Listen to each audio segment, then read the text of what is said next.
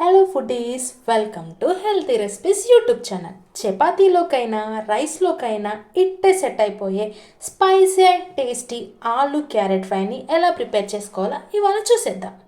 ముందుగా కడాయిలో ఆయిల్ వేసుకొని పోపు గింజలు వేసుకోవాలి. అవి దోరగా వేగాక నానబెట్టిన శనగపప్పు అలాగే కొంచెం అల్లం పసుపు వేసుకొని దోరగా వేయించుకోవాలి.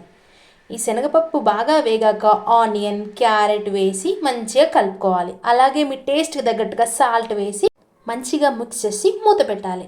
ఇలా వీడియోలో చూపిస్తున్నట్టుగా క్యారెట్ బాగా గోలాగా ముందుగా మీరు చాప్ చేసి పెట్టుకున్న ఆలుగడ్డ ముక్కల్ని ఇందులో వేసి బాగా కలిపి మూత పెట్టాలి.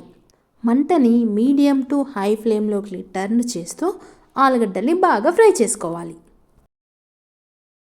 ఇలా మధ్య మధ్యలో మూత తీసి అడుగు మాడకుండా బాగా కలుపుకోవాలి.